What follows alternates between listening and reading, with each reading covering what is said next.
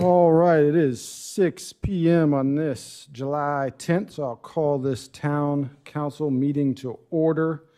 Recognize that there is a quorum present, and thank all of you for attending in person, and those folks who are tuned in online. We appreciate that engagement as well. First up, we have the invocation, which I will lead. You're welcome to join if so inclined, and not to if so inclined. And then Vice Mayor, Mr. Reed, will lead us in the Pledge of Allegiance after that.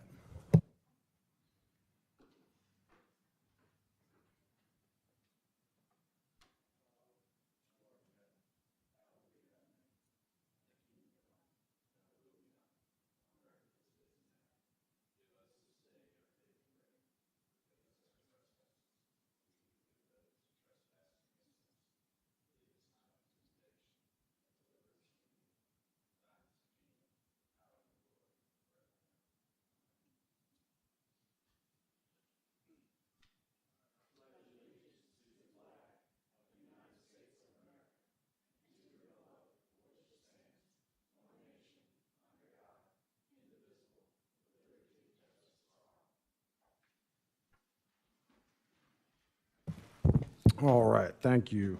Ms. McKay, can we have a roll call, please? Mrs. Amos? Here. Mr. Reed? Here.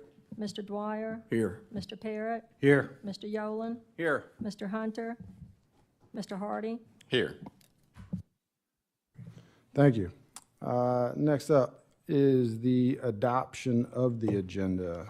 Do I hear any changes, or do I hear a motion to adopt the agenda as presented? I move that we adopt the agenda as presented. Second. Motion and second. All in favor? Aye. Those opposed? Ayes have it. Next up is a declaration of personal interest. Does anyone have a declaration of personal interest they wish to speak at this time? Not hearing any. We'll move into the next item, which is introduction of a Farmville Fire Department new employee. Chief?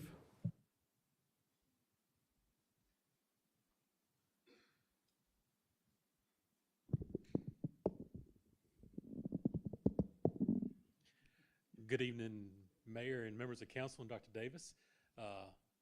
We're here tonight to thank you for your continued support of the department and your vision to have our department grow to what it's become today and continue growth in the future. With me today is our newest employee, Jonathan Stolzfus.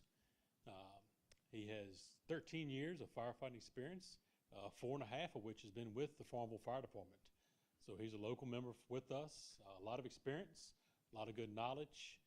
Has already come pre-certified with his firefighting training and his EMT as well. So we're glad to have him. Look forward to having him for many years. So, thank you.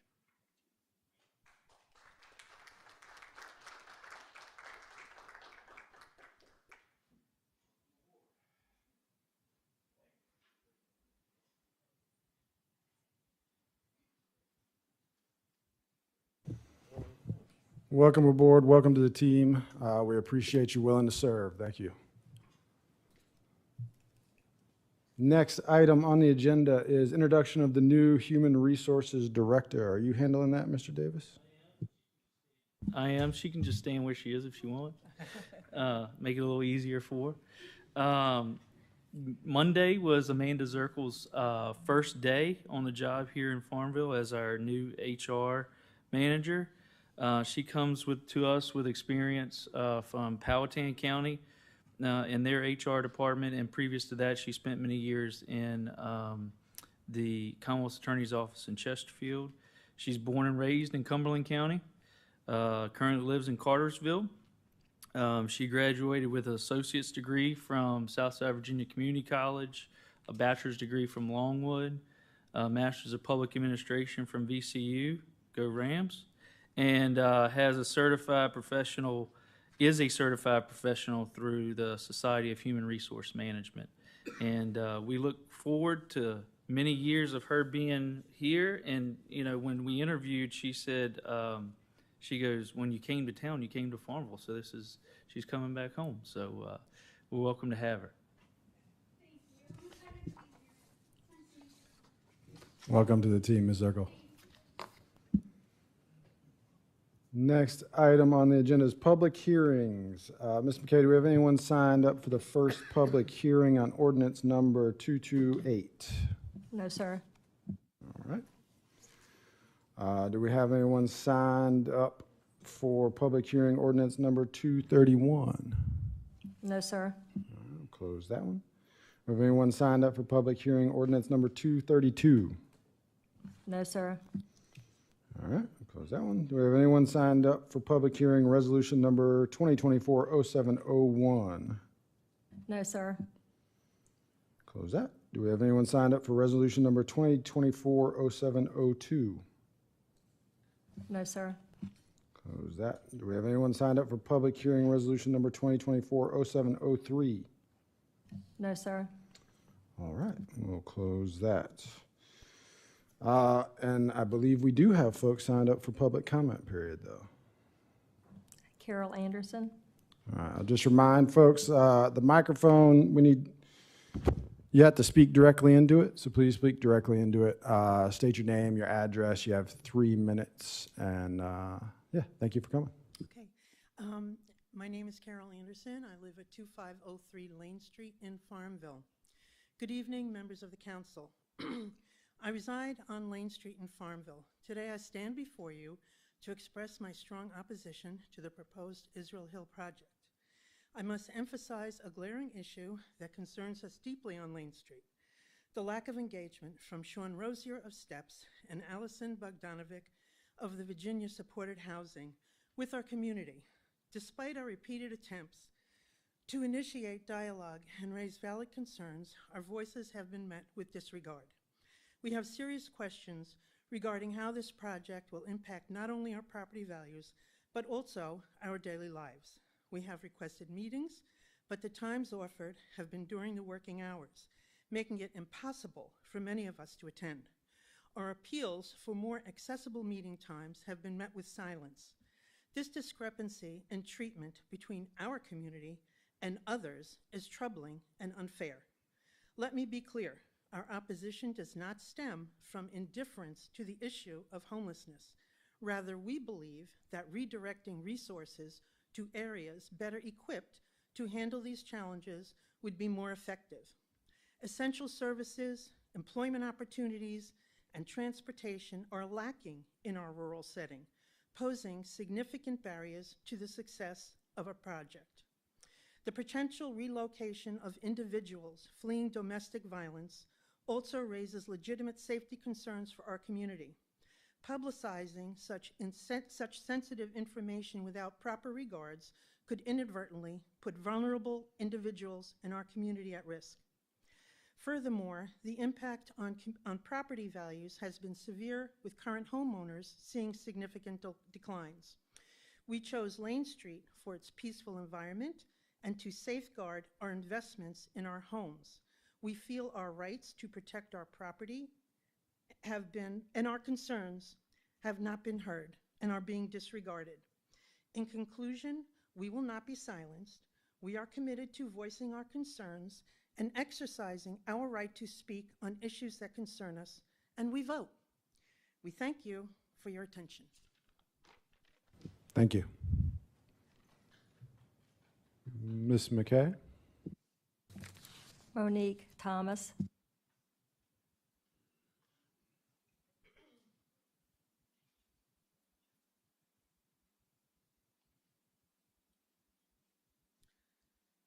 Good evening, everyone. My name is Monique Thomas. I'm a resident at 2353 Lane Street in Farmville. I'm opposed to the Israel Hill project introduced to the community by STEPS. I'm just not comfortable with low-income housing on Lane Street. And besides that, they made an announcement to the town in a meeting, and they did not consult us first. Not that they had to, but they didn't tell us at all. We found out about it through a public meeting. And so I feel as though they need to rectify it. If it's not going through, they need to fix it because it is affecting the sale of our homes. Thank you. Thank you. Ms. McKay? Leslie Forsyth.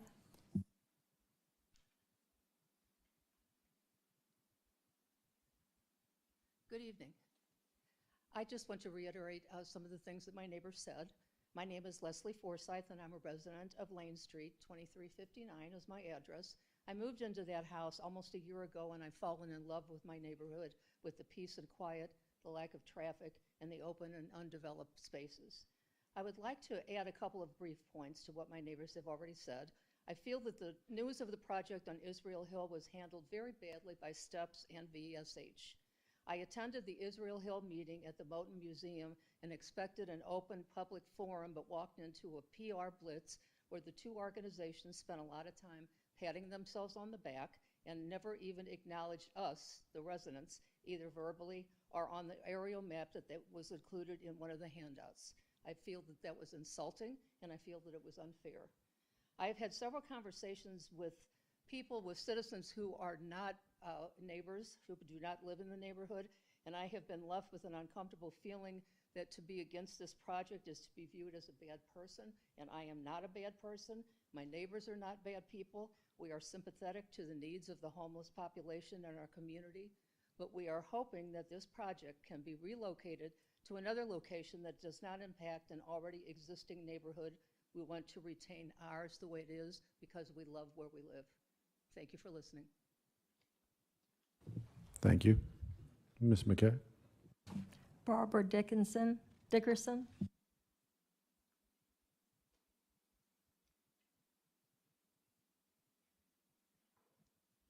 Hello and good evening. Thank you for allowing me to give my comments. I am Barbara Dickerson. I live on 3266 Hicksburg Road, Pamplin. I am not a resident of Lane Street. I have learned that the STEPS proposed residential project on Lane Street has caused great distress to the residents of Lane Street. The news of this project has quickly affected their present and possibly future financial savings in regards to the value of their home. Any homeowner, which is most of us in this room, would be distressed to suddenly learn that the market value of our home had depreciated with no fault of our own. And the residents, those of whom I have had the pleasure to meet, hold on.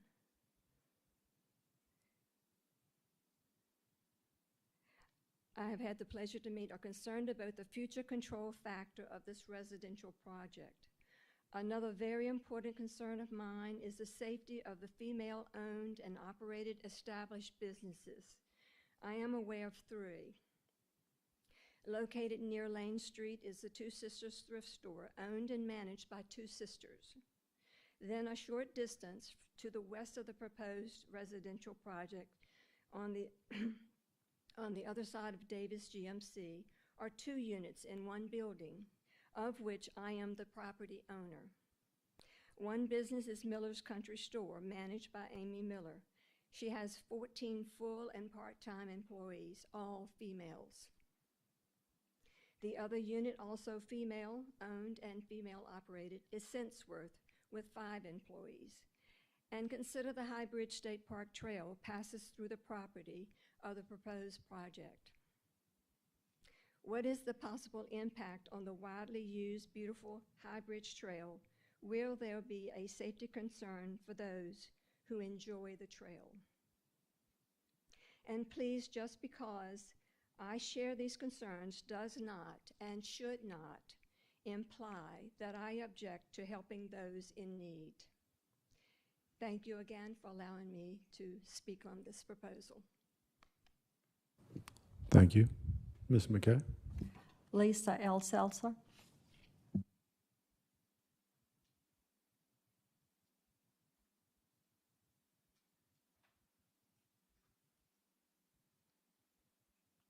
Good evening, Council.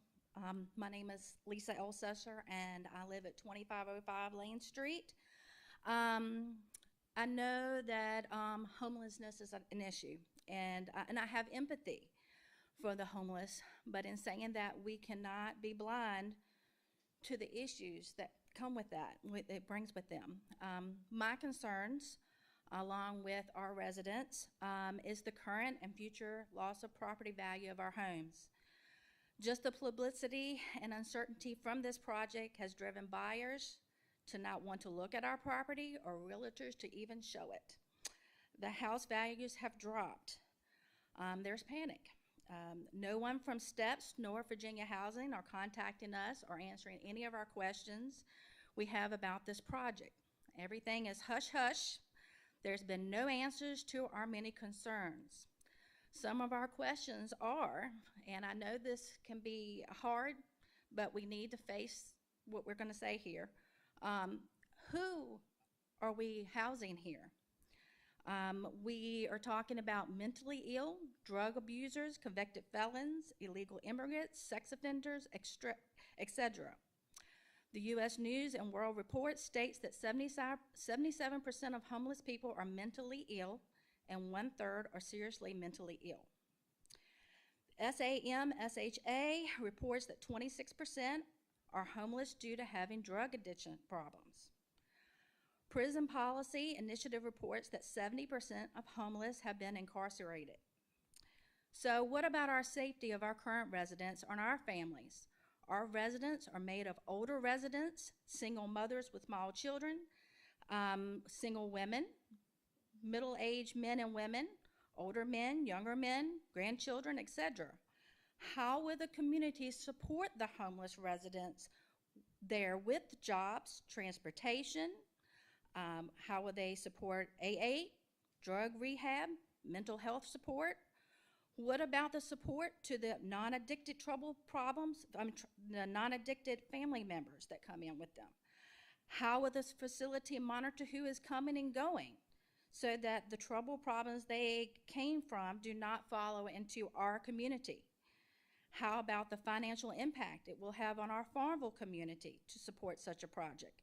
My understanding that this is to support not just Farmville, but the surrounding region. Who is the surrounding region? The counties, the state, etc.? The new water pad and the playground is right up the street. This would be walking distance from the facility. What about our children? When we bought our homes, we bought into a quiet community. We want it to stay that way. This project would put unstable Ms. people... Elselso, your time is up. Okay, Thank you. Ms. McKay? Kylie Dyer.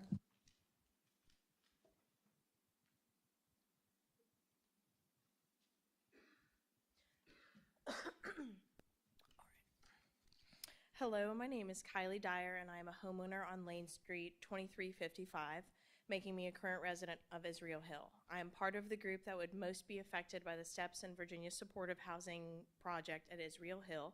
I oppose the new housing initiative, and I am here to express why. There have been significant gaps in information, poor communication, and a complete lack of care for the current Israel Hill residents during the rollout of this initiative, including the community meeting held at the Moten Museum on June 4th. STEPS and VSH have not provided me with the information I need to be confident in and support this project. I believe that there is a perception in town that it will fail. I believe our property values have been affected as a result. Houses on our street are not selling. This is a very big project that could be devastating to the area if it lacks the leadership, town and county partnerships, economic resources, and funding it needs to be successful. There is no precedent for the success of a facility like this in an area comparable to ours.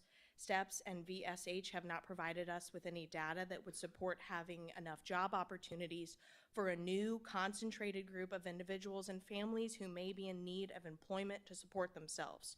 We have been given no timeline for if and when VSH and STEPS will be able to secure the funding needed to build the development. There has been no information given out on the breakdown of how funding will be utilized to prove that it will be enough, especially if development problems arise. There has been no data given out about how they plan to sustain the operation if and when it is built. There have been no mentions of partnerships with the town or county, such as with our schools, social services department, police departments, or transportation services that will help to ensure the successful onboarding of and care for a concentrated number of individuals and families who are experiencing crisis and may lack basic necessities. When we reach out to get more information, our calls are unanswered and our requests for meetings outside of work hours are ignored. As a group that would be the most affected by this development and could be partners in working together to ensure the success of a facility like this, we were never directly informed about the project or even acknowledged at the community meeting when they announced the project. While I absolutely believe in the pursuit of facilitating a dignified housing solution to address the immediate needs of those experiencing homelessness in our town and surrounding counties, especially with the layering of supportive services that will help to ensure individuals are equipped with the tools they need to secure and maintain a safe and sustainable housing solution, I do not believe that the partnership between STEPS and the Virginia Supportive Housing Organization could facilitate the successful operation of a housing project like this in our town. I currently oppose the progression of this project and will continue to oppose it until I'm provided with adequate assurances that it will be successful. Thank you. Thank you. Ms. McKay? John Brown.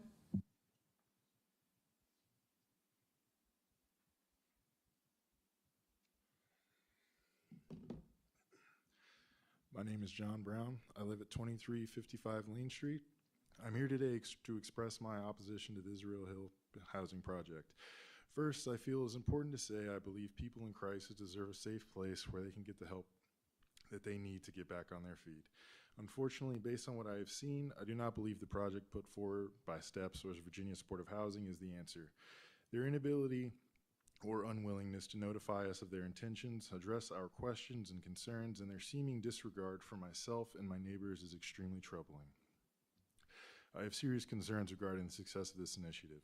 To my knowledge, this is Virginia Supportive Housing's first rural project. Rural areas bring new challenges. Will there be adequate resources to meet the needs of these new residents?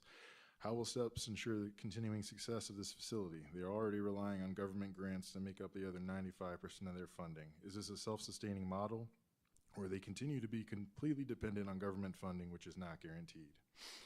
These are just some of our questions that have gone unanswered. A project like this requires buy-in from the community, which STEPS and Virginia Supportive Housing do not have, nor have they sought. To me, this is irresponsible. The value of our homes has already been affected.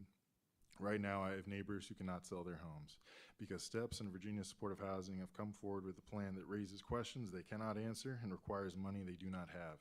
Their intentions may be noble, but their lack of transparency and clear indifference towards the existing neighborhood on Lane Street leaves me no choice but to oppose this project. Thank you. Thank you. Ms. McKay? Jeremy and Renee Dukes.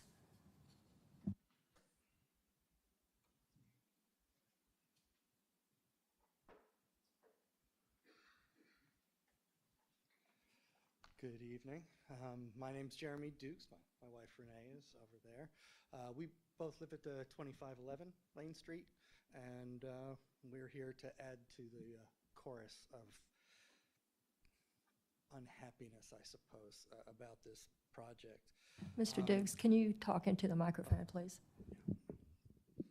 Is that better? Okay.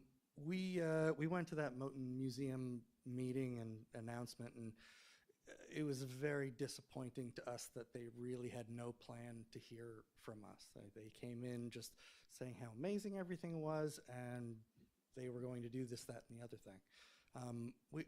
We did try to talk to them, and they were pretty clear that they had never made a rural project like this before. So, like my fellow neighbors said, there's no reason to believe it's going to be a successful project.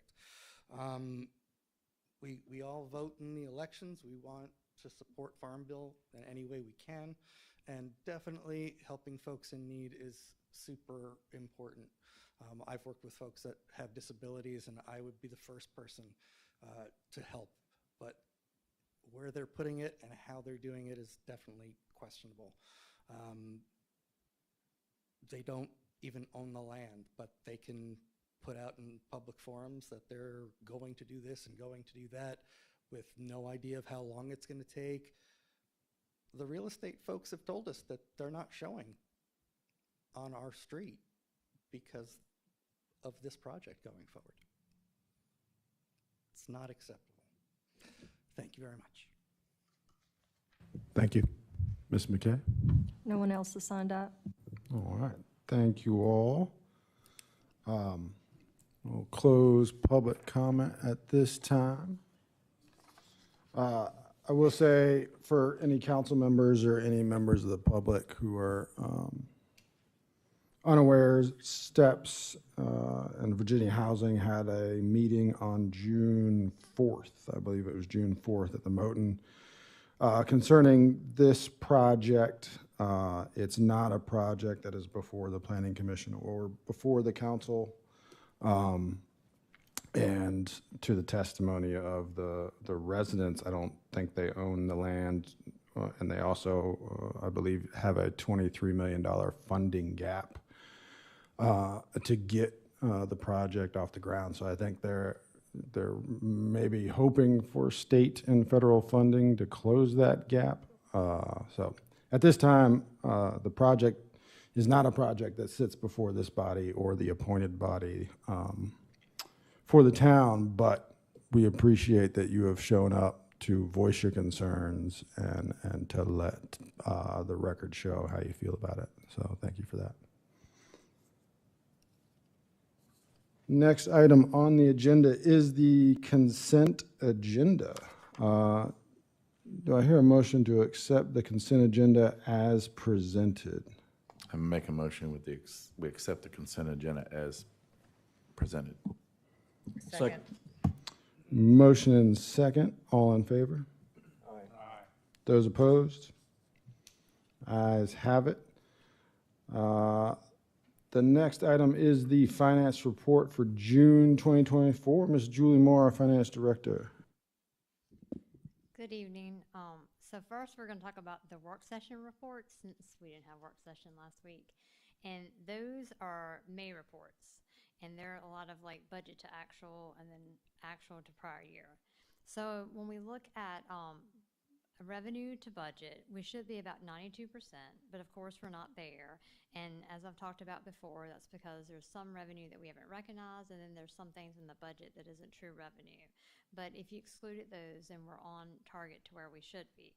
When you look at revenue compared to prior year, we're above prior year in every fund except for the airport fund. And as I've talked about before, they had a large project last year, and we don't have that this year. Expenses to budget, we are well below the 92% of the budget, but there's still two departments that are over. That's the library and the Economic Development Incentive Department. And by the year end, they'll be caught up and they'll be okay. When you look at expenses versus prior year, we're slightly above prior year, and that's just for some things that we've talked about in the last 9-10 months, like the OpenGov software, the SplashPad, things like that is the reason that our expenses are up compared to prior year. So do you have any questions on those reports? Okay, so now we're going to talk about the June finance report. So for the ABM project, we've earned $16,654 for the month of June. So this is going to go to the future payment on the project. So far we've earned $115,309 for fiscal year 24 on the ABM project, and our first payment was $117,000, and so we basically cover that with the interest we earn. So that's a real good thing. We also earned $16,167 at the VIP for June. So the total for fiscal year 24 is $195,518. We earned $21,434 in the sweep accounts at Benchmark. So for the year, we've earned $220,063 with the Benchmark sweep accounts. With LGIP for June, we earned $33,956. So for the year, we earned $427,409. So for the month of June, excluding the ABM income, we earned $71,557. And for the fiscal year 24 in total interest, we earned $842,990. Any questions? Have any questions for Ms. Moore at this time? I did notice, it's a lot of numbers. I like the earned numbers. I did read, I know in the budget year, we often have the discussion about contributions to the rescue squad. And I think the ask was 30K, and we said, well, how about in lieu of that, we supply maintenance and upkeep and fuel, and I think the number's at 43,000 for the year. Was that where it was? Sounds right. So I feel like we've upheld that end of the bargain well and supplied hopefully a service to the rescue squad in doing so. Thank you. Next item on the agenda. Oh, actually, do I hear a motion to approve the finance report as presented? I make a motion that we approve the finance report as presented. Motion and second. All in favor? Aye. Those opposed? Ayes have it. All right. Now, old business. We have the request adopt ordinance number 228, chapter 15, amending parking meter division, which was a big subject last meeting concerning parking meter fines. There was the potential to raise the regular parking meter fine from $25 to $50. Council had a consensus to keep it at the $25, but to raise the handicap and the fire hydrant parking fines. Do we have any discussion at this time concerning that ordinance change? Not hearing any, do I hear a motion to adopt ordinance number 228? I make a motion, we adopt ordinance 228. Second. Motion and second. Any additional discussion at this time? Not hearing any. Ms. McKay, can we have a roll call, please? Mr. Reed, Yes. Mr. Dwyer, Yes. Mr. Parrott, Yes. Mr. Yolen, Yes. Mr. Hardy, Yes. Mrs. Amos. Yes. Motion passes. Thank you. All right, so parking meter fines stay the same. New business, request to adopt ordinance number 231, zoning amendment on mobile restaurants. Mr. Davis, do you have any updates here? I'll just briefly introduce this. Obviously, under new business A, B, and C, that would be ordinance 231, 232, and then C, the resolution about the comprehensive plan, are all tied together in this conversation. If I'm going to go back in history a little bit just to refresh everybody's memory, and then talk about where we are today. If you remember, this topic came up about even further back. We had an application for a conditional use permit, and I can't remember the exact year, maybe 2022-ish. There was a conditional use permit for a neighborhood convenience store in that district in R1, the current zoning. And remember that people were there were some citizens that didn't want a convenience store in their neighborhood. Where that didn't take off was because the use that was being proposed really wasn't a neighborhood convenience store. It was more of a hydration through IVs and some other sale of smoothies and some other stuff. The IV service is more like a medical, could fit into that. Then we jump forward to now where we are. There's another person that's interested in mobile restaurants. Where this fell was we started looking at, well, do we just put, if you remember the original discussion was, we'll just add a conditional use permit to R1, 2, 3 to match that they're already allowed in B1, 2, and 3. And then we came back as staff and recommended looking at R3 and the rezoning to R3 because there's no real reason to put a conditional use permit in all three of those zones for this. And R3, we brought to you as a suggestion because you already have certain uses on Griffin Boulevard that would, if they had to get a conditional use permit today, which they don't because they were pre-existing probably before zoning was even in Farmville.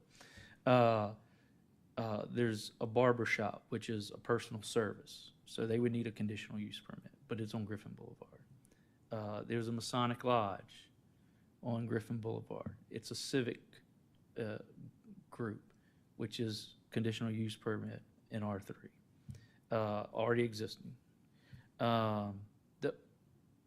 The only one in the area that we're talking about, there's a student Baptist church, or not maybe a church, but building that would meet under conditional use. Head Start program is on that street, which would be conditional use. Just to name several.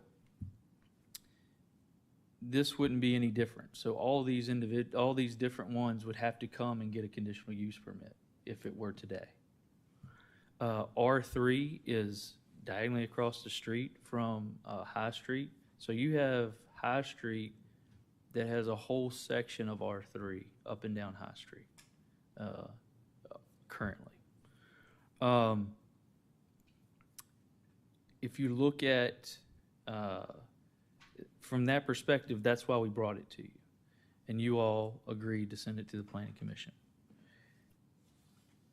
And I'll let Ashley jump in because she was actually at the Planning Commission meeting. I'll just try to summarize it. Some of the discussion, and I'm sure most of you have watched their meeting or talked to maybe some of the planning commissioners. The things that I'll highlight, it's actually in your report in your packet, obviously, is there was concern about traffic, future development from an aspect of apartments and density. Yeah, that is density. So let me address the traffic one. I don't know that this was addressed at the meeting, at their meeting. Griffin Boulevard is not a local neighborhood street. If you notice, when you're at Main and Griffin, it is an alternate state route.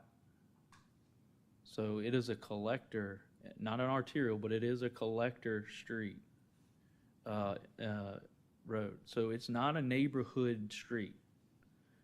It's an alternate path for Route 15, designated by the Commonwealth.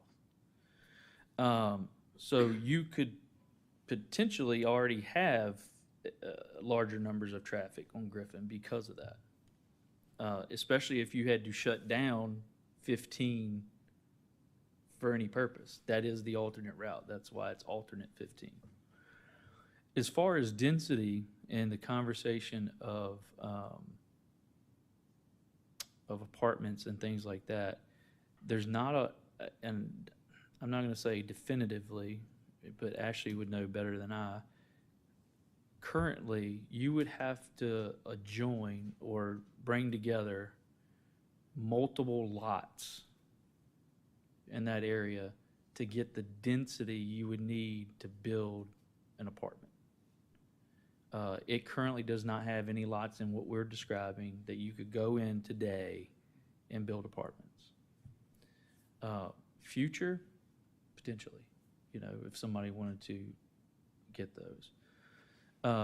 From a staff perspective, I know it says we recommend this. We recommend this because based on what we heard of what you all were looking for as far as a solution for the ability to have the use of mobile restaurant, this was our best solution for you after the discussion of multiple ones.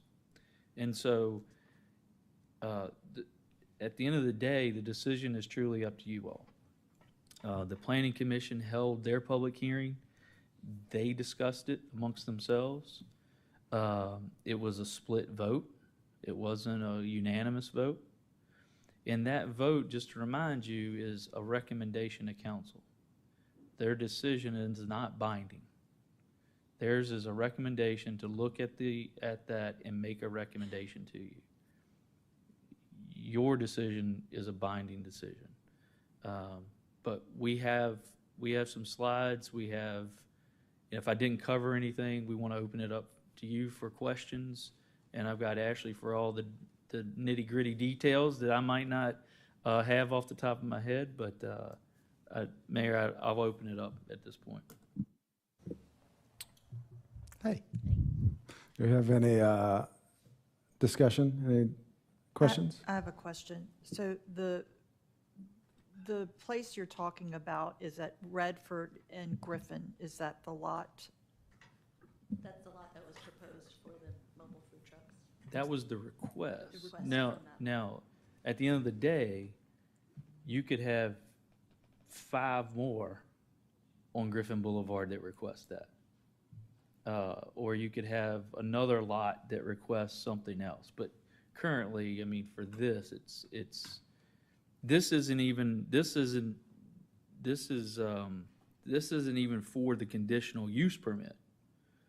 So the person that has mentioned that they would like to do this on a piece of property they own can't do it because there is no conditional use permit process yet. So we're looking at right now not the actual use of approving it, but to allow someone to ask for the ability to use it. That'd be another step. Does that help? So anything that goes in that area have to get a conditional permit? Anything in R3 that lists that use is, if you look at the matrix, if it has a C or a B, B is by right. They never have to come here. Right. If it's a C, they have to come here Get a permit. and get a conditional use permit from the governing body. We're not at that step yet. We're just at the step of, are you even going to allow somebody for that type of use to come for a conditional use permit? That's kind of where my question was going to go. I've got 2 things. One's kind of a hypothetical, and it's a zoning type of thing. But that's where if it does become R3 and then now the convenience store becomes by right, and somebody could just come put a convenience store in, my thought is can we, at the same time we're doing this, and I haven't really touched base with you about this, Scott, or anyone else, can we make convenience stores in R3 by conditional use and change that at the same time? That's just to throw in an idea out there. So You can't do that this evening. I understand that. You could do that. You could do that at another point in time because it would have to go through the same process this did to Right. change the ordinance. I just thought I'd throw that thought out there as an idea, which may alleviate some of the homeowners in that area that would not want a convenience store, but at least if it was by conditional use, they would be able to come and voice their opinions about it instead of, yep, I'm putting in a convenience store and it's going to, be an issue. On that topic, I said you could do that later, not tonight. I didn't mean that. You can also not vote tonight and to pass this for what you're talking about to take effect, which would be a by right for the convenience store.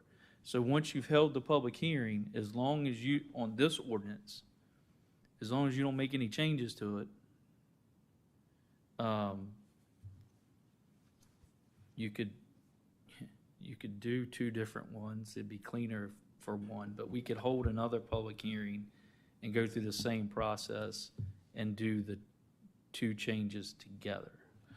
Right, and this idea didn't hit me.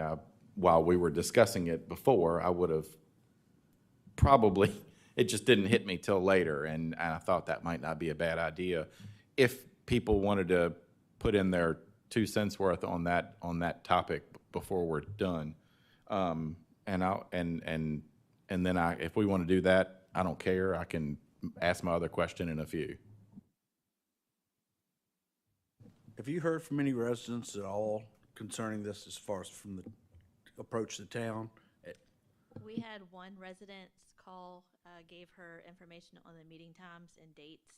She did not leave any comment.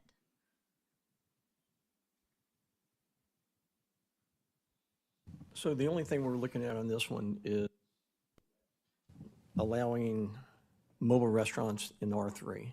We're not specifying any particular section of R3, it's just in general. You're doing multiple things. You're making a zoning amendment in R3 to allow a conditional use permit for mobile restaurants. The next ordinance, 232, you're rezoning a section of properties to R3. What Mr. Hardy is saying, when you do the second ordinance, you're then making those have a neighborhood convenience store becomes by right instead of conditional use permit. The sticking point being the last time this subject came up, where it was the IV bar / convenience store, there were some constituents, some citizens who expressed a dissatisfaction with that, right? So now, none of them have showed up to show any dissatisfaction with the idea that a convenience store is by right, but that may be just a lack of awareness, but it is still something to consider. Yeah, I don't recall if, somebody does recall better, please let me know, but it seems to me that the dissatisfaction that I heard, I'm not sure if it was specifically designed to the infusion, if that's correct, or was it just in general a convenience store? I'm not sure which those folks thought that time was coming. Does anybody have recollection on that? I think it was more about the IV center itself. That's what gave the negative toward the residents. Correct me if I'm wrong, Mr. Reed, we had a conversation before, but there used to be a convenience store on Griffin Boulevard. Used to be two. Used to be Dean's store, and used to have Fred Ward's store on the other block. So they were already there. So. And some of the residents that were concerned about the convenience store lived there back then. It was more of what you're saying. It was more about the IV than it is convenience store. Right, that's more what it was. And you also got two funeral homes in that area too, going up the other way, but you still, But that possibly, I think the zoning came in Farmville, I believe in the early 60s is what I think I've heard. Prior to that, if it was prior to that, then it would just been no guidance at all. Anybody can pretty much put anything where they want it. If it was back in that era, I don't think that's a good point of comparison, but that's just me. A lot of times I think it's around the mid to late 60s that most places did zoning. I could be a little off. A lot of ours, before we redid this, reverted. The last date for most of them being updated was 1972.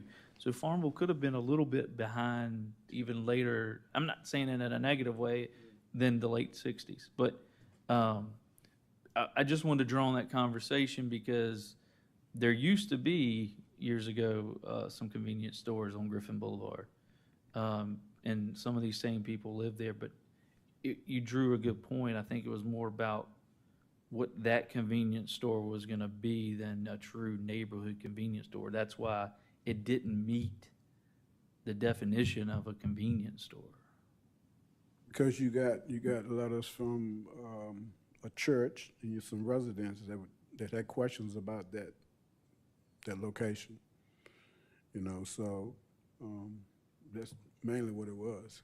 And have you heard anything, Mr. Reed, from the constituents over there concerning this zoning change? One phone call, probably the same phone call you got, and they was concerned about the IV center again, convenience store, and that was it. So, but as for this, I haven't heard anything. You know, and as for apartments, the lots are so small, I can't see no apartments being built on Griffin, because we're only talking about Griffin. You know, I can't see an apartment because the lot's so small. A quick question regarding Mr. Reed's question, and forgive me, Ashley. Because one side, Griffin Boulevard, is if we rezone it R3, and the other side on Hill Street is R1, in the future, if someone was to buy property on both sides, in the R1 and in the R3 districts, hypothetically, is there a route for them to combine those two to build one of these larger apartment complexes or something along those lines that combines those two properties, R1 and R3? So you could do a lot line vacation at that point. I think the zoning stays the same. Or they'd have to come in for a rezoning. So if you take, let's just say a lot that's on Hill, like you stated, and one on Griffin, they could put in to rezone the one on, because it does back up to one on Griffin Boulevard. Doesn't mean that it has to go through. It could.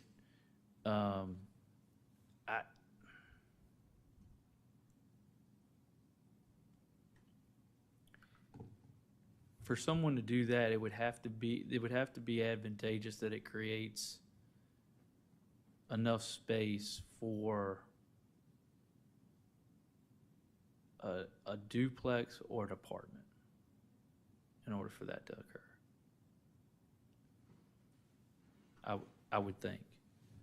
But you're saying there's a process by which that would be possible. Would that be something that came to the council or went to the planning commission for approval? Or would that be by right? It'd be just like this. Any rezoning of a piece of property has to come to the planning commission or the council. Thank you. Could somebody turn that lot on Hill Street into a parking lot and build an apartment on Griffin?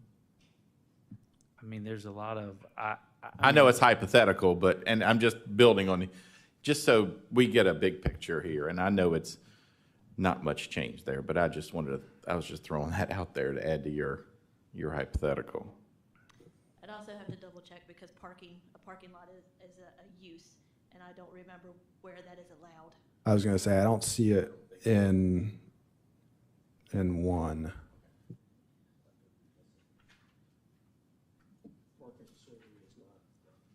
I'll hit with my hypothetical sort of, and it's not anything major. If Longwood decided to sell their lots and their parking lots, this is more of a question of what would happen in that case. We have rezoned, let's say we have rezoned to R3 everything around those parking lots, and they decided they wanted to sell them because they've built a parking deck. What would happen with those lots? Would they automatically become R3 because that's what's around it, or would we have to go through a zoning process? we would have to zone the properties because when they're state-owned, there isn't a zoning. So a new ordinance to cover those pieces. Cool. That's all I needed to know. It looks like parking facility, as I'm looking at it, is not an allowed use in R1, 2, or 3. Why can't we do R2 in that area? I know Rhett had mentioned that in the planning commission. We can't do R2? You'd be spot zoning at that point. There are no R2s in that area. That is spot zoning then. My concern, I'll just put it out there, is, when I look at the by right and conditional use uses for R3, most of them are not businesses per se. They're, because it's still a residential area primarily. So there is an allowance for some things. I did listen to the Planning Commission's meeting.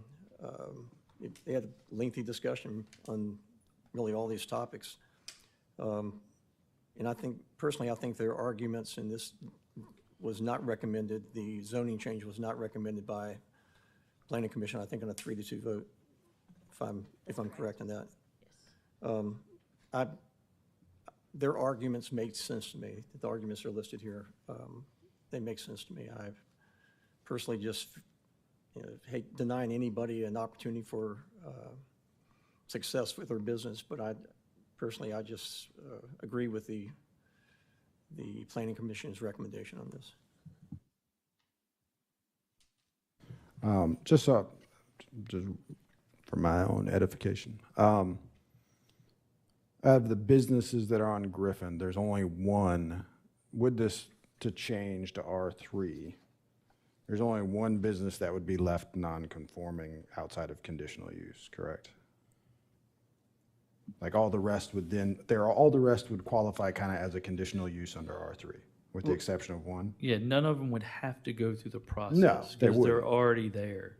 But you would say in theory, they kind of conformed, and they conformed in that conditional use. I mean, they don't truly, but they would fit into the conditional use of R3, whereas that one business wouldn't, so. Correct. That was one of the reasons why we suggested it. Right. And then in looking at the lots that are available there, 2 of them are proposed to be done away with for the roundabout. Right. So that leaves 1 single family, 4 rental units. There are some vacant parcels, and then the rest are kind of those civic groups and businesses that are there, right? Right. Funeral home and lodge, yep. So in theory, not affecting a whole bunch of folks. So we're talking about 21 lots, correct? 21, but 2 of them are set to be demolished for the roundabout. Right, so it'd be 19 lots from We didn't count the 2 You didn't houses. count those 2 in there? That's in the 21. Yeah. Okay. From High Street all the way up to Edmonds, so. Right, that's owned by the They're foundation. owned by the foundation, so. I'm sorry. Subject to zoning. And I believe it's 3 parcels, but one's currently vacant, a very small parcel that's beside the house at the intersection. Well, that kind of brings us to another, if people are having such concerns about the apartments, by right in R3, an option there would be to make that conditional along with, I know we don't need to, the convenience store thing is kind of, at this point, a moot point because it was the IV stuff. But I mean, that could be an option, just throwing ideas out there. You're stating, hold on, you want to make apartments conditional in an R3? I'm not saying I want to, I'm just throwing there's an if people are having an issue with apartments, the possibility of apartments going there, which we know that it's slim to none. Then we wouldn't have a zoning that makes apartments by right anywhere, which is, that defeats the R3. Okay. Yeah, that I'm would just- defeat the okay. R3 purpose based on density for. Yes, it would eliminate, yeah. I think we've, one, the assessment that, given the lot sizes and what's available, the probability of a very high-density apartment development is pretty slim. It would require a lot of effort. The concern about traffic, from my own personal perspective, for what it's worth, I would echo some of the sentiments that it is a connector, and that if we develop outside of town, it seems like that creates more folks driving into town versus residences where people can walk to town and walk to things. That area is one of the more interesting areas because it is right across from the university, and it has a bunch of non-conforming uses that were grandfathered in from ages ago. So it presents an interesting moment to debate this. I don't know that we get many chances to have this kind of discussion about something.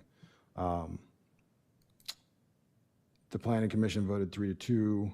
I think 2 members of that commission were not in attendance for the meeting. Is that accurate? So we did not abstain. And the concerns were density and the convenience store aspect. Is that correct? From Planning Commission, it was density and traffic volume. Density and traffic. Yeah. So it sits on this body's determination on how to move forward. And does anyone have a desire to move forward?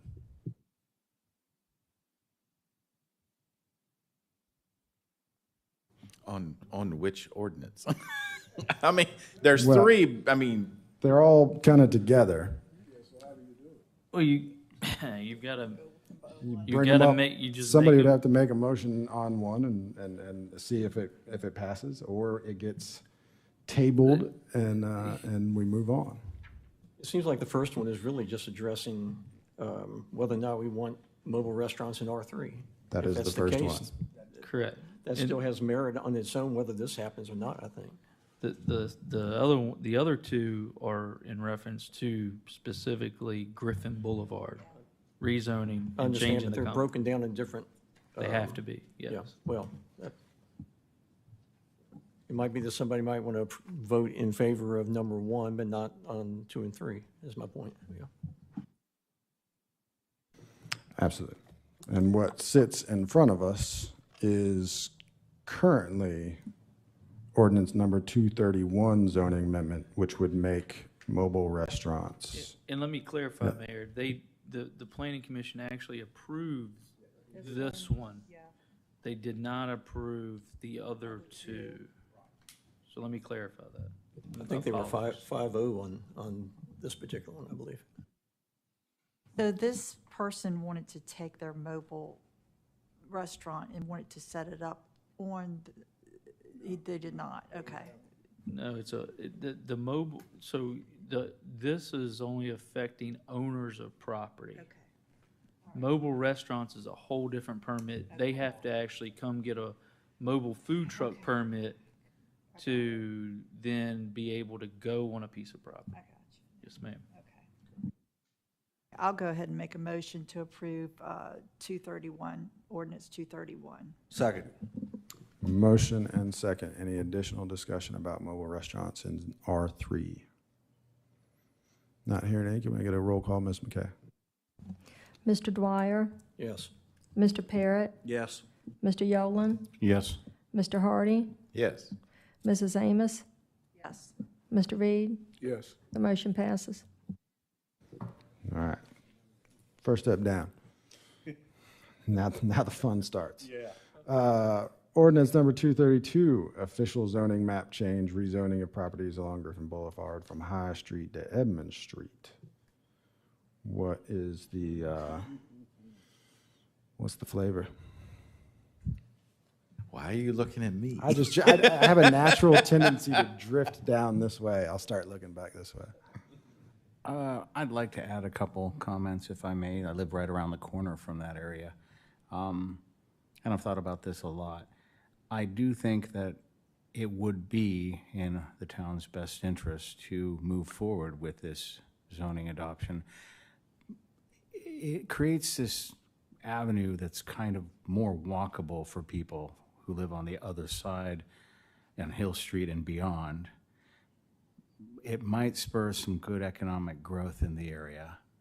I'm not overly concerned about the traffic at this point. And I try and think about Farmville and Longwood University as other college towns. What do you see when you go to those places? And I'm hard pressed to find a college or university that isn't surrounded on all sides by some type of commercial entities, whether they're shops or whether they're apartments or whether they're anything. I mean, any college, and I recognize we're a smaller university, but they always seem to have an abundance of a variety of stores, a variety of services right around the college because it's vibrant. There's an audience there, a captured audience perhaps if you want. So I'd like you to consider that when debating this point. Thank you.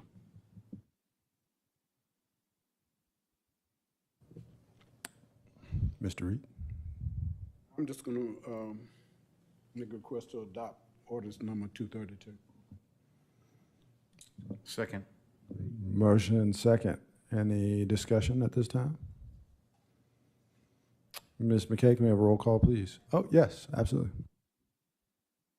When Karen Caton came with this, did we kill this IV bar? Was this thing totally killed? It didn't fit under a conditional use because it wasn't a neighborhood. They submitted under neighborhood convenience store. It didn't meet the definition, as I said in the beginning, of a neighborhood convenience store. I'll say the planning commission heard the case and then the applicant withdrew before it came to town council. So if we rezone this to R3, could this come up again? Does this fit Not now? as a neighbor, it doesn't change the definition of neighborhood convenience store. Or IV. But it could potentially, and I mean, we're jumping the horse here. I know, I'm I'd just have to look at asking, the yeah. definition of medical office. It could potentially tie into medical office, but that needs a conditional use permit Yeah. as well, which means it's not by right.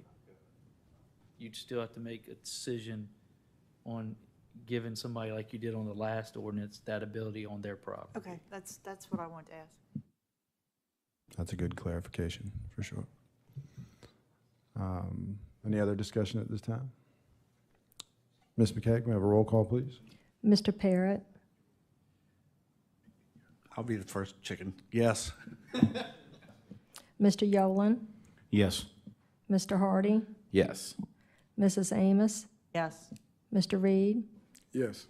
Mr. Dwyer. No. On a vote of 5 to 1, the motion passes. All right. Thank you, Ms. McKay. Next up is this is a companion piece. Request to approve resolution number 2024-0701, comprehensive plan amendment to reflect the zoning amendment in 231 and the zoning map amendment in 232. Do I hear a motion on that? I guess I can do that. I recommend we adopt resolution number 2024-0701 to amend the comprehensive plan to reflect the zoning amendment in ordinance 231 and the official zoning map amendment in ordinance 232. Second. Motion and a second. Any additional discussion on that? Not hearing any. Ms. McKay, can we have a roll call, please? Mr. Yolen, Aye. Mr. Hardy, Yes. Mrs. Amos, Yes. Mr. Reed, Yes. Mr. Dwyer, No. Mr. Parrott. Yes. On a vote of 5 to 1, the motion passes. All right. Thank you, Ms. McKay. Now we can move into slightly less intricate resolutions. We have one, maybe, that's right, maybe. Number 2024-0702 for a conditional use permit to allow an automobile repair service at 513 East 3rd Street. Mr. Davis or Ms. Atkins, who's speaking on this one? I'm going to defer to. This is the tire company, correct? Correct. I do have some slides prepared.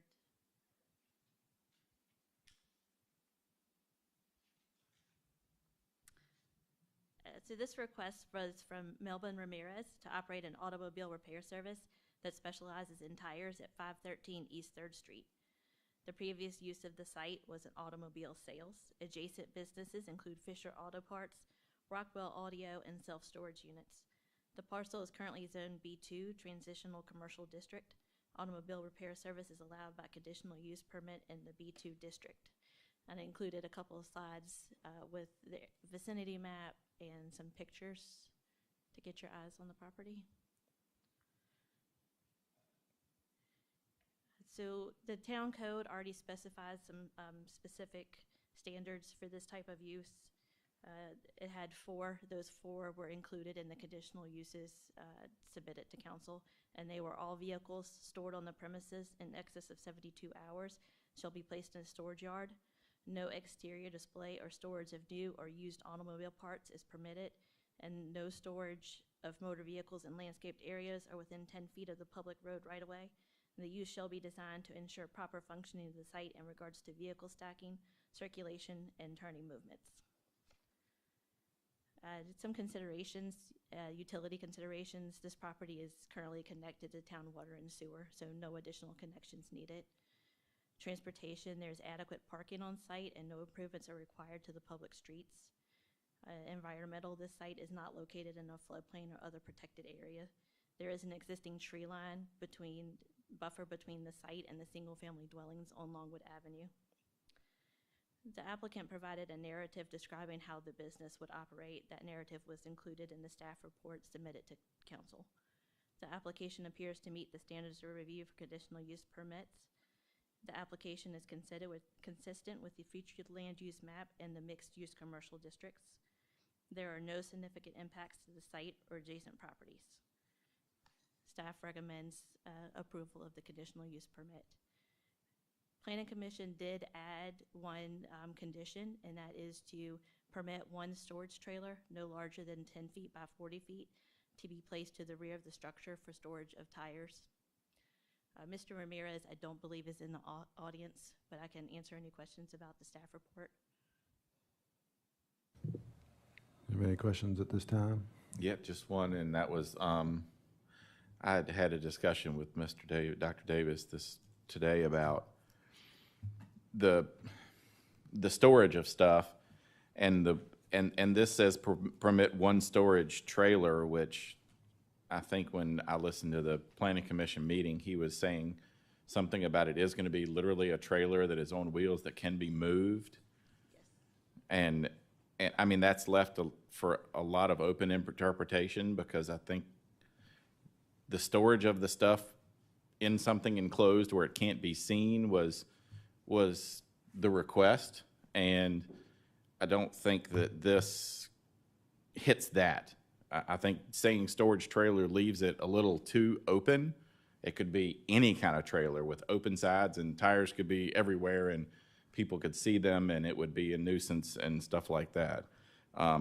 My thought is to define that a little bit more and give it a little bit better wording, or make it a storage, not a storage trailer, but a unit, or even what are those? The pod. Thank you. Something like that. That's all. That's the only thing I have on this. Other than that, I think it looks great.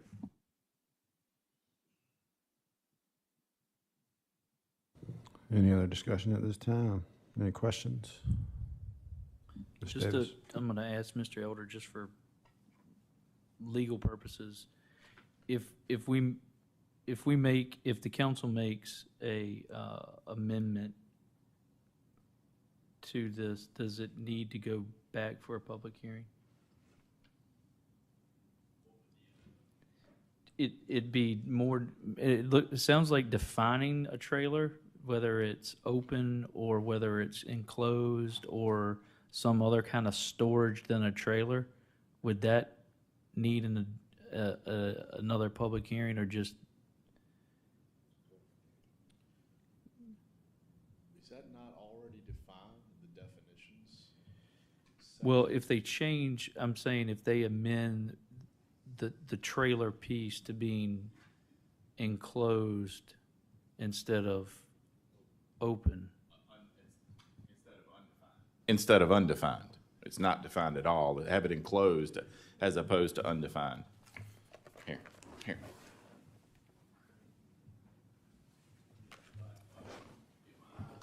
Page 97. So I see no exterior display or storage of new or used automobile parts is permitted. To me, that's what makes me believe it can't be an open trailer, because it says that no exterior display or storage of new or used automobile parts is permitted. So okay, it would have to be he's going to have an enclosed trailer. That's what I was going to, from my recollection, watching the meeting, my recollection was that he stated that you would not be able to see the tires from the street. I believe that's my recollection. I think he said it was going to have an open top. Yeah. I'm not 100% sure on that, but it could be not visible technically, as long as it didn't get too full. Well, I mean, I think that in the conditional use permit is that it cannot be, it won't be, it is not permitted.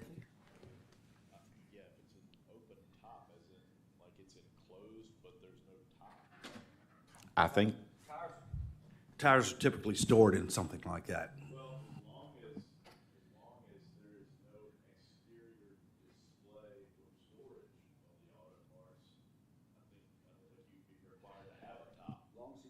As long as he doesn't get over the top with tires, he should be fine. The sides, yeah. okay, thank you. Well, I guess my other point is if you do make it a Connex, then we would have to go back to a public hearing because it'd be a different. I think it's Okay. covered. Thank you very much. Yeah. Okay, yes.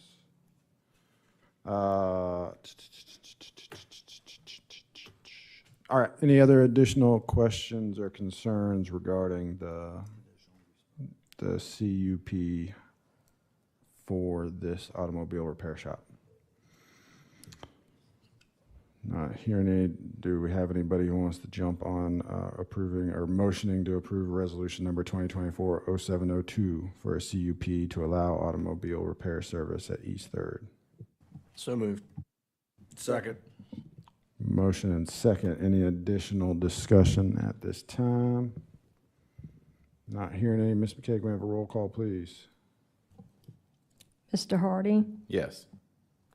Mrs. Amos, Mr. Reed, Yes. Mr. Dwyer, Yes. Mr. Parrott, Yes. Mr. Yolen. Yes. The motion passes.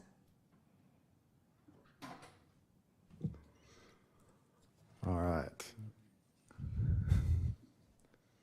Next item up is the conditional use permit to allow an accessory dwelling at Spotswood Drive. I believe those residents are in attendance. What do we have here? Ashley? Okay. Request from James and Lisa Gant to allow a 1,608 square foot detached accessory dwelling unit at 1406 Spotswood Drive. The ADU is proposed to be located to the rear on the located at the rear on the left side of the property. The property is zoned R1, low density residential. The site consists of a single family dwelling, 2 accessory structures or sheds, and a pool with a deck.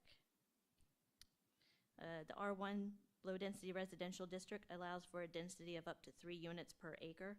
Adding an ADU to this property will create 2 dwelling units on approximately 3 acres. Comprehensive plan consideration is land use goals and strategies. The goal is to plan for a balance of compatible land uses, meeting the community and economic needs of a growing town, and strategy allow for a wider mix of residential types, including accessory dwellings and live-work units. This property has access to the town's public water and sewer system, no significant impact to public streets or transportation. The site is not located in a floodplain or other protected area. The applicant states in their application that this accessory dwelling unit will be used as a mother-in-law suite. The building site is in the far corner of the property away from neighbors. The application appears to meet the standards of review for conditional use permits. The application is consistent with the comprehensive plan, and there's no significant impact to the site or adjacent properties. Staff has recommended the following conditions placed on this. The structure shall comply with all setback requirements that apply to the primary structure. An accessory dwelling shall comply with all applicable requirements of the State Department of Health and the Virginia Uniform Statewide Building Code.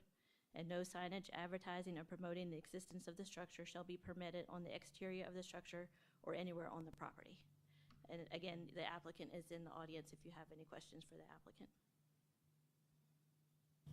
Thank you.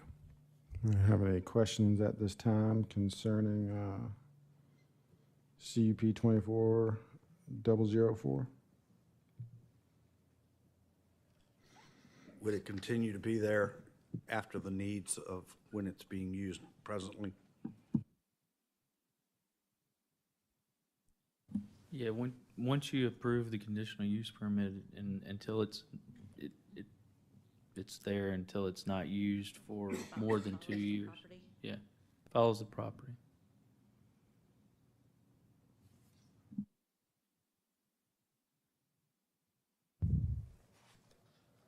Any discussion? Any questions? Anybody want to make a motion on resolution number 2024-0703? I move that we approve resolution number 2024-07-03, conditional use permit to allow an accessory dwelling at 1406 Spotswood Drive. Second. Motion and second. Any additional discussion at this time? Not hearing any. Ms. Gay, can we have a roll call, please? Mrs. Amos, Yes. Mr. Reed, Yes. Mr. Dwyer, Yes. Mr. Parrott, Yes. Mr. Yolen, Yes. Mr. Hardy. Yes. The motion passes.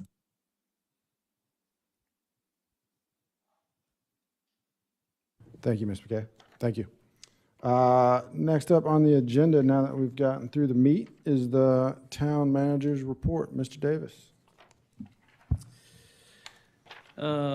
Just to go over a few items, in the last several weeks, we've had several water leaks in town. Two on a main feed line on West 3rd Street in two different areas, South Main Street, 6th Avenue. We've had some, earlier this week, we also had a tree in a sewer main, and that had to be fixed. So Public Works has been busy with water and sewer in the last several weeks. We had a meeting with ABM and their contractor on the water meter replacements. They're looking at starting the replacement of water meters around mid-September. But that's based on when we get a better idea of the amount of meters being delivered for them to set up. But right now, we're looking at mid-September. They've already completed the roof improvements that we had done, energy and water efficiencies and conservations on buildings. The lighting obviously has been completed. Parking meters are completed. They should be hopefully finishing and trying to meet the EV chargers as far as from electrical inspection and some other things that need to be updated. And then the solar at the two plants, water and wastewater, are in the phase of working through Dominion. So that could probably be one of the last things that's completed. In regards to parking meters, have we talked to them, or have they come up with a solution as far as the viewing of the meter itself? I will let Ms. Moore, she has been working with one of the people from IPS, but the short story is that they hear about the glare on a regular basis, and they do not have anything other than if you, which we plan to do, is lower the meters so that people can put their hand over it. Or tilt them. It's harder to tilt them when you have dual meters like we do. But no, there is no solving that issue. So are they proposing to drop the height of the meter? Is that what you're saying? No, we are. We're proposing to look at cutting the poles 2 inches and reducing the height, and then see if that helps with most individuals being able to see. And then obviously lowering the handicap ones as well. So Is that going to be the burden on the town, or is ABM going to make any adjustments in their quotes? no, the burden is because they're our poles. They only supplied us with the meter that fit in our existing housing. So that's on us as far as to make sure that it's our, because these are, I think, Robin, you told me that from the measurement of the old meters, these are about 1.5 inches taller with a dome than the previous.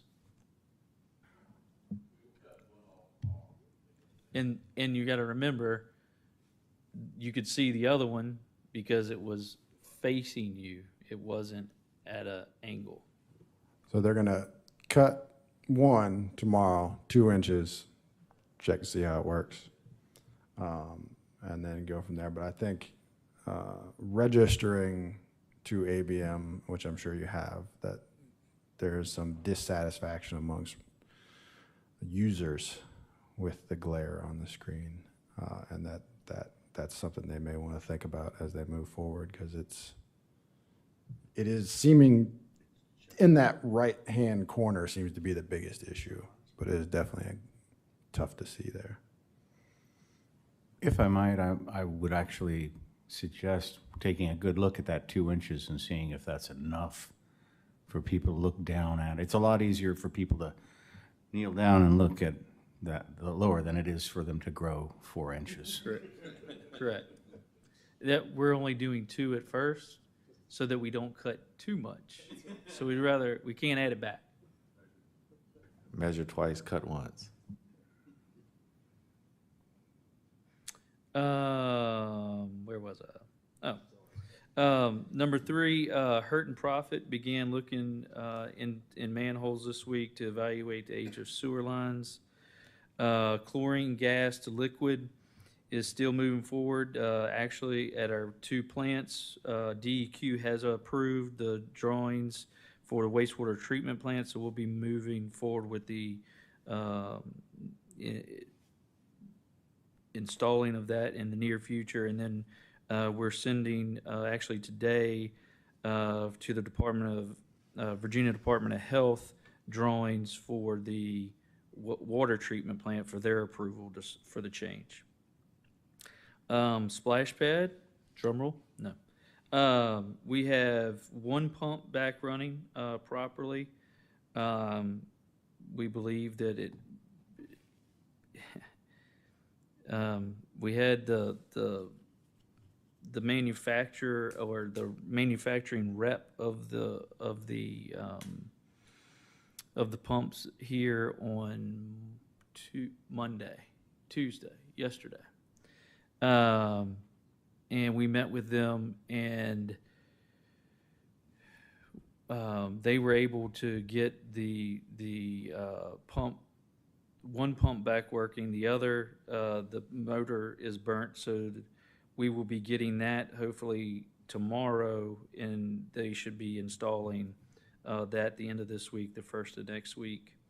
And then, as I shared with you all, and then by then, we plan to run it, make sure everything is working properly. We're going to run a test through Kathy at our water plant to make sure everything is in sync, and then we'll open it back up. And then as far as for the tank that needs to be replaced, they've ordered that. It's 4 weeks. And I've asked them to just not replace the tank until after Labor Day when we shut it down. They'll dig the old tank up and put the new one back in. And then we'll winterize it for the winter and open it again at Memorial Day. Planning Commission this month will be looking at the fence ordinance again and a site plan for a restaurant where the former car coop was. And VDOT will be having a public hearing on the roundabout project at Oak Griffin and High on July the 18th from 4 to 6 p.m. at the 16th?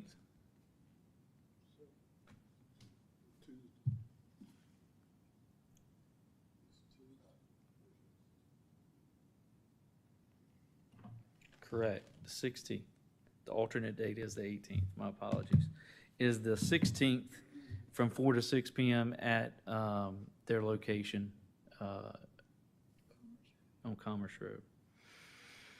And then VDOT will start paving West 3rd Street from the bridge to the trail overpass. Remember, this is stated good repair funding, and so they actually have the same contractor we had for paving, which is Colony, that they'll be handling that. So there's nothing that the town does for this. It's all by VDOT. And then to sum up, I'd just like to, the fireworks for July 3rd, I'd just like to thank all the town staff, Public Works, the fire department, the police department, everybody who may have assisted in that, in pulling that together. But I'd especially like to thank my assistant, Jackie Vaughn, who coordinates it and puts all gets all the vendors here and all of that stuff and gets everybody on the same page. And then the Downtown Partnership for their assistance with organizes the businesses to have pop-up shops on the lower end of Main Street, the 100 block, and being involved in the event as well. And then the businesses that stayed open, you know, the new cupcake place stayed open, Bandito stayed open, 119 stayed open this year. And so we had some businesses that were able to take advantage of that festivity. So it was a great event. And that's all I have for this evening. Okay, I'd like to backtrack for a second. Hurt and profit, time frame. Time frame of the manhole process, I'm not sure, but I told you, well, it was supposed to be completed, but we didn't have all of the material that they thought we would have, and so that's why we had to come back. I told you when we came back, their goal was by December. So they're going to give us a report by December as far as where what is and what our needs are. Is that correct? That's what I asked them to give me a date when we did this last contract update to do the manholes, the fire hydrants, and those things, and they said December. Just checking. All right, I'll go around the table. Mr. Hardy, I don't have anything else tonight. Mr. Yolen. Just want to say, yeah, phenomenal work by the town for the fireworks display this year. Really good show. Heard only great positive comments about it. I want to thank everyone for coming here tonight and attending, and those who chose to speak. Thank you very much for that. I did get a text during this, and I'm sorry for paying attention to that. The at-home audience has been mentioning they can't hear when we have speakers at the podium. I don't know if there's something we can do about accentuating the volume for our online viewers, but I've heard that one before, and I think we need to address it, please. I think Mr. Parrott and I were talking about this beforehand, because that microphone is so directional and you have to speak directly into it to get it, and it doesn't always happen. What if we took that mic and just left it live up there for the time being until we figured out another solution? Because these at least pick up a little bit better, I think. Yeah, we'll look into see if that would work or if we have to order one for that. But we'll get in touch with the company that installed it. Mr. Parrott? I'd just like to say that our fireworks, I cannot be any more happier, more thrilled. I never got the first complaint of any kind, which last year was a different year. This is a new year, and it was really good. I thought we really knocked it out of the park this year, and I thank the staff and the town and the employees and everybody else who was involved with it as far as I think we're building something that's really gotten to be special, and I hope we can continue to improve as we continue on. Mr. Dwyer? I'd have to echo that. I've heard folks occasionally say something that they missed the airport, and that was a wonderful thing in this era, but it's like it was this or nothing, more or less, that what we could come up with. This really has evolved into, people had a blast. I mean, it was a good evening for everybody, and I think it's just wonderful. Thank you. Mr. Reed? Yeah, I'm just echoing what I'm hearing on the street, that fireworks was good. Ms. Amos?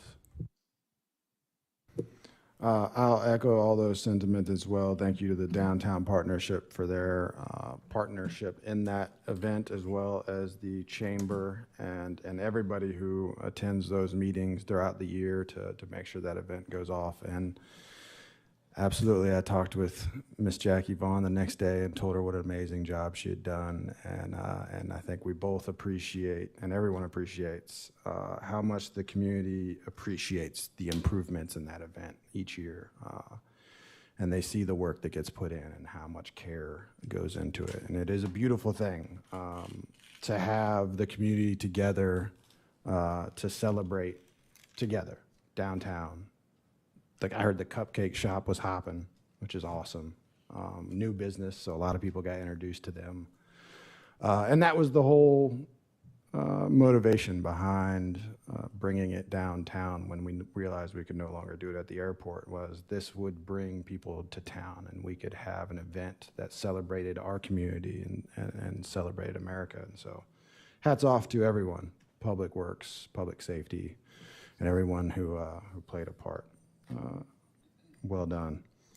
And then real briefly, comings and goings as I normally do. I had a Virginia Municipal League Legislative Committee meeting discussing legislation that's coming down the pipes and legislation that we will advocate for and against in the General Assembly coming up next year. So that planning phase has already started. So if there's legislation that's of concern to you, let me know. As I attend those committee meetings, I have opportunity to really put a thumbprint on what's important to us as a locality and convey that to the General Assembly as they weigh their choices. I also met with the Lane Street Coalition. Those folks came to see me, asked for a meeting, and I hosted them and listened to their concerns. And it was my suggestion, given that that project was not before any of the bodies, but if they at least wanted to get into the public and have their opinions and their voices heard and on record, that they should appear here. So I thank you for doing so. Excuse me. Yeah, splash pad, super disappointing turn of events there, but we're continuing to plug along. And I talked to the town of Alta Vista, who has a similar splash pad that we do. I talked to their Public Works Department recently, and they have had some issues. They had recently shut theirs down as well.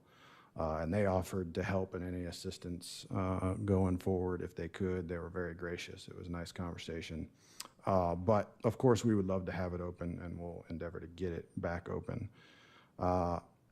When we do open it, there will be a lot of language you'll hear around what the rules are and concerning public safety and public health. I heard there was stuff going on about GI concerns, and I know in talking to the health department that they are seeing GI issue viruses, but not related necessarily to the splash pad. They were related to just normal GI bacterial viral infections that float around.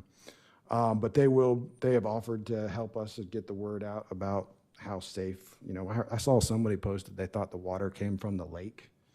The water does not come from the lake. The water comes from town where it's already been treated once. So, as much as we endeavor not to wade into the comment section of social media, sometimes if you leave that space open, it gets filled with all kinds of stuff. And so I got to try and wade in there on occasion. And then last was the roundabout that I wanted to touch on real briefly. I saw the Herald picked up on the fact the roundabout construction may happen in the relative near future. And there seemed to be a lot of concern from folks who thought it came out of the blue. The roundabout has been in discussion since at least 2015 that I recall. It's been in the paper in the Herald since the 2015 timeframe. This council voted it forward, I believe, in 2020 after public hearings and all of that. And so now it's at the phase of getting ready to start, and they're in the design phase, and that is what the public hearing is with VDOT. It is, how do you feel about the design phase? So I just wanted to put that out there. It's important. I know we talk about it, and some of the onus is, I do take some of that onus on myself. How do I get the word out about things? How do I make sure people know about the things we do here? And we're always endeavoring to find more ways to reach out and get the word out. But it is important. You can tune in live. You can watch the recordings online. There are lots of ways to stay informed on what happens with this body so that these things don't catch you off guard. I'm excited about the roundabout. It's in my neighborhood, and I look forward to not waiting at that light in 2028, I think is when the completion is. But, all right, that said, we do have some closed sessions, and we may be in there a bit. You're welcome to wait, but it may be a little bit longer than normal. And at this time, I'd ask Mr. Dwyer to read us in. Mr. Mayor, I move that the Farmville Town Council convene in closed meeting pursuant to the Code of Virginia in accordance with the provisions of paragraph A.1. of section 2.2-3711 for the discussion of performance of the town manager, and paragraph A.1. of section 2.2-3711 for the discussion of performance of the clerk of council. Second. Motion and second. Ms. McCaig, may I have a roll call, please? Mr. Reed, Mr. Dwyer, Yes. Mr. Parrott, Yes. Mr. Yolen, Yes. Mr. Hardy, Yes. Mrs. Amos. Yes. All right, thank you. We'll go into closed session. Thank you to everybody who showed up.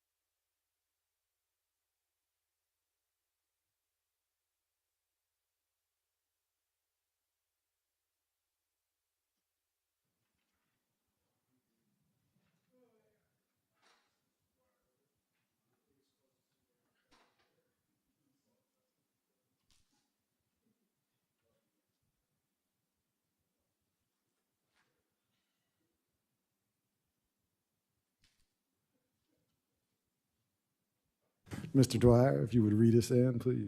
Thanks for the intro. Whereas the Farmville Town Council has convened a closed meeting on this date pursuant to an affirmative recorded vote and in accordance with the provisions of the Virginia Freedom of Information Act, and whereas Section 2.2-3712 of the Code of Virginia requires a certification by the Farmville Town Council that such closed meeting was conducted in conformity with Virginia law. Now therefore be it resolved that the Farmville Town Council hereby certifies that to the best of each member's knowledge, only public business matters lawfully exempted from open meeting requirements by Virginia law were discussed in the closed meeting to which this certification resolution applies, and only such public business matters as were identified in the motion convening the closed meeting were heard, discussed, or considered by the Farmville Town Council. Motion, do I hear a second? Second. Motion and second. Ms. McCaig, we have a roll call, please. Mr. Dwyer? Yes. Mr. Parrott? Yes. Mr. Yolen? Yes. Mr. Hardy? Yes. Mrs. Amos? Yes. Mr. Reed? Yes. Thank you, Ms. McKay. Do we have any other business to attend to at this time? Mr. Mayor, I'd like to make a motion that we give our town manager a $5,000 raise. Motion on the Second. floor and a second. Any additional discussion at this time? Not hearing any. Ms. McKay, can we have a roll call, please? Mr. Dwyer? Yes. Mr. Parrott? Yes. Mr. Yolen? Yes. Mr. Hardy? Yes. Mrs. Amos? Yes. Mr. Reed? Yes. Motion passes. Thank you, Ms. McKay. Wow, that is once a recognition again of the work and the trust that I believe this council recognizes and approves and appreciates. It is also a recognition that you are in a profession that carries a certain salary expectation, and we don't want to lose you. So we're making sure you feel love. That is a beautiful sound. Would you rather have a hug? I appreciate it, and I look forward to continuing to work with y'all. Thank you. All right, with that, and the rain has come, I would, yes. What? Oh, yeah. Thank you, Mr. Hardy. The commissioner from the PEFIA organization contacted me regarding the two teams, the boys and the girls teams who have won the state championship and are now scheduled to go to Louisiana for the World Series. And they will be raising funds throughout town, and it's kind of a quick turnaround. I think they have about 7 to 10 days to do so, and asked if the town would be willing to help the cause, which I think is a good cause. And in lieu of that, at least from my perspective, and it's up to council what they choose to do, but I would float the idea of 1,000 per team, 1,000 for the boys, 1,000 for the girls, to go to Louisiana for the World Series. I'm in agreement with that. I make a motion that we contribute $1,000 to each team. I wanted to add to that in case that, just because there are two, but if the third one does make it, I would like to see them receive it as well.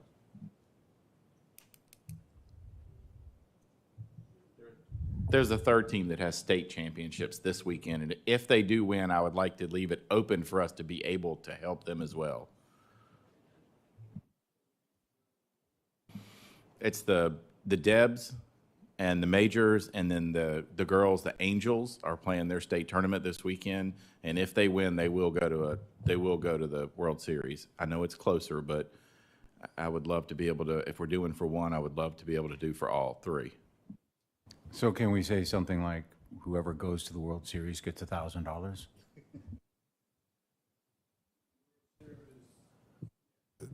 Two is in the South Louisiana and one is in Virginia.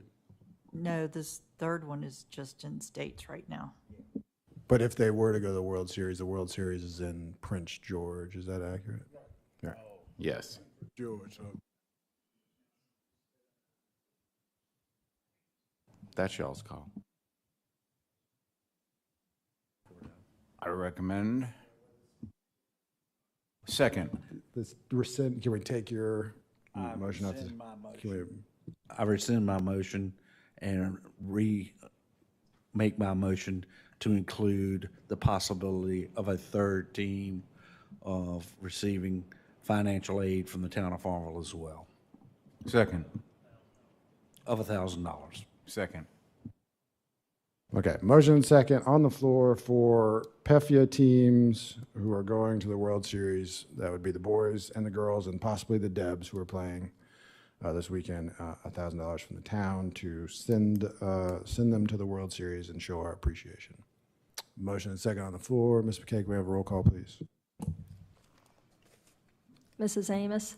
Yes, and you need to correct that. Debs are going now. Yeah. Yes. Mr. Reed? Yes. Mr. Dwyer? Yes. Mr. Parrott? Yes. Mr. Yolen? Yes. Mr. Hardy? Yes. Motion passes. All right. I think that is all the business. It's raining now, which is great. Thank you for that. And with that, I would entertain a motion to adjourn. Motion to adjourn. Second. Motion and second. All in favor? Aye. Ayes have it. Thank you. Thank